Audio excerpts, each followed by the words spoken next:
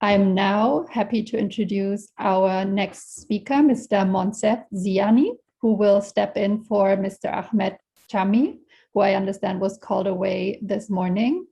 Monsef will intervene in French, en français. So for people who would like to use the interpretation, please choose the English channel. Et voilà, Monsieur Monsef Ziani, merci de nous joindre et je vous donne la parole. Merci beaucoup, Sarah. Je suis effectivement Monsef Ziani. Je suis membre du Conseil économique, social et environnemental du Royaume du Maroc.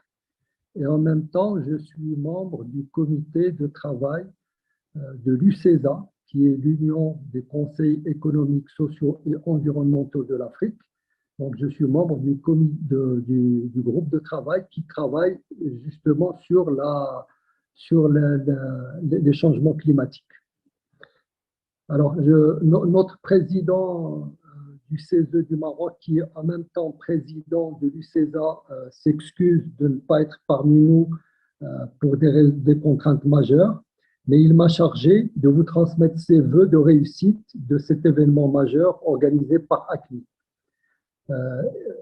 Notre participation en tant que UCESA aujourd'hui s'inscrit d'ailleurs dans le cadre de notre partenariat avec ACMI et nous nous réjouissons de cette opportunité pour réaffirmer la disposition de l'UCESA à développer de fortes synergies avec cette initiative et à travailler étroitement avec les partenaires sur l'agenda de la mobilité climatique en Afrique. Je voudrais à cette occasion ne pas oublier de remercier M. Kamal Amakran d'avoir initié la collaboration entre nos institutions. Mes remerciements vont également à l'ensemble de ses collègues avec qui nous avons travaillé ces derniers mois pour identifier les activités à réaliser conjointement.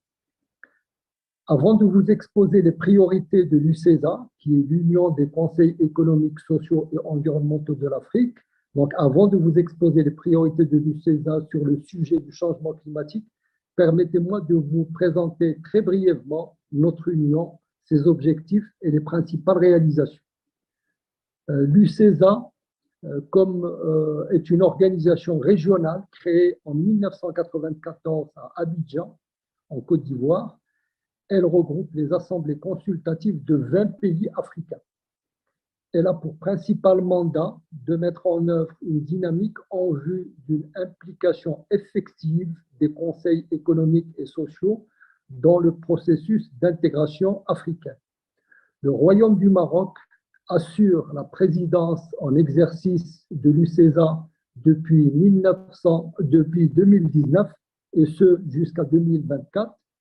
Lors de ces 2 dernières années, la présidence de l'UCESA, avec le soutien des CES membres africains, a lancé un ambitieux chantier de restructuration, de redynamisation et l'adoption de manuels de procédures de gestion financière conformes aux standards internationaux et également la mise en place de nouveaux organes dans le sens d'améliorer son fonctionnement, son efficacité et son rôle. L'UCESA bénéficie du soutien de plusieurs partenaires, j'en cite quelques-uns, le GIEC, le NEPAD, l'UNECA, et ces actions contribuent à harmoniser la position de la société civile africaine sur des sujets majeurs pour le développement durable du continent. Comme vous le savez, l'agenda de l'UCESA porte sur la lutte contre les changements climatiques et les mesures à préconiser au bénéfice des citoyens africains.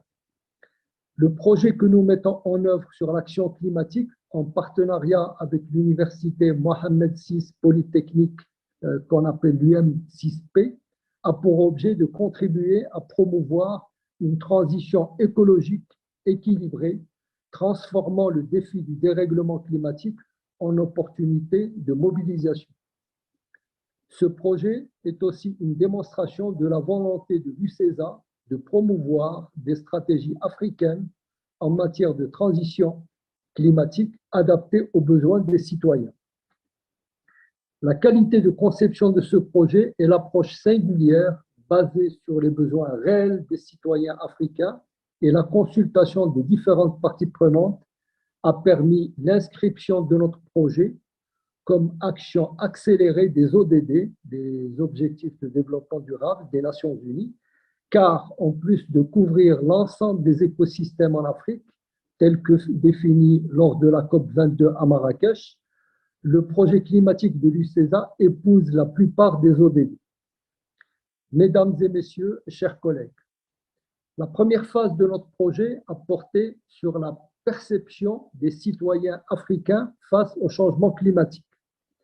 Nous avons réalisé une étude qui a permis de couvrir 16 pays africains et plus de 8200 citoyens à travers des focus groups, des entretiens individuels, des ateliers et des sondages. Les résultats de cette étude présentés lors de la COP26 dans le stand que nous avions partagé avec le GIEC à Glasgow ont permis d'abord de mesurer le degré de l'importance climatique dans la vie des citoyens africains et de dégager des enseignements et des solutions appropriées. À cette occasion, l'UCESA a fait entendre la voix des citoyens africains sur les priorités à considérer pour réussir l'élaboration des stratégies d'adaptation au changement climatique. Sur les 8200 citoyens africains de différentes catégories socio-professionnelles que nous avons consultés, avec lesquels nous avons travaillé, 60% se sentent très préoccupés par l'impact du changement climatique. Ce niveau de préoccupation est d'ailleurs similaire à celui qu'on retrouve aux États-Unis ou bien en Australie. Il demeure élevé et ce, malgré le manque de campagnes d'information et de sensibilisation menées par les gouvernements des pays africains.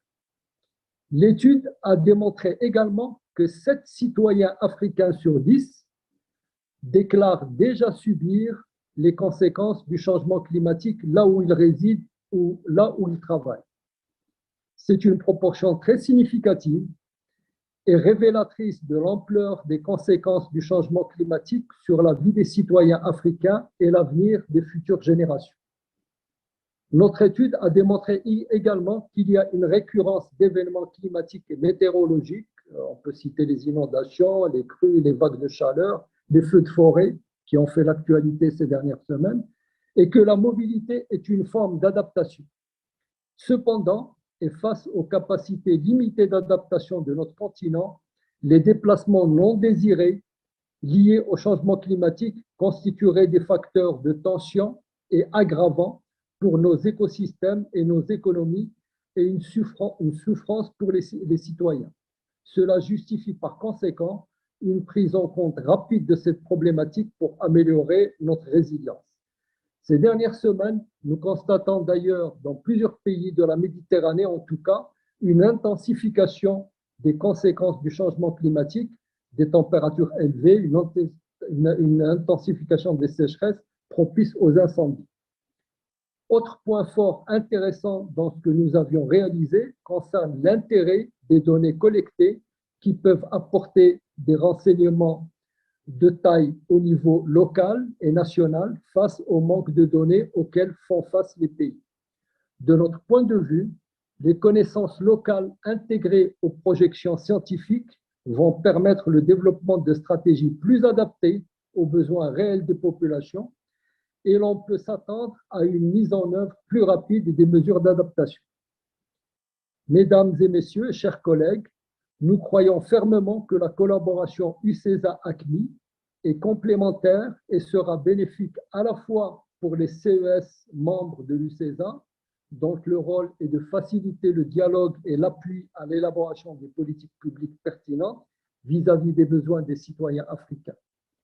En adhérant à cette initiative de l'ACMI, les CES africains apporteront une valeur ajoutée certaine dans le traitement de la question de la mobilité climatique en raison de la composition des conseils qui regroupent les représentants de la société civile organisée.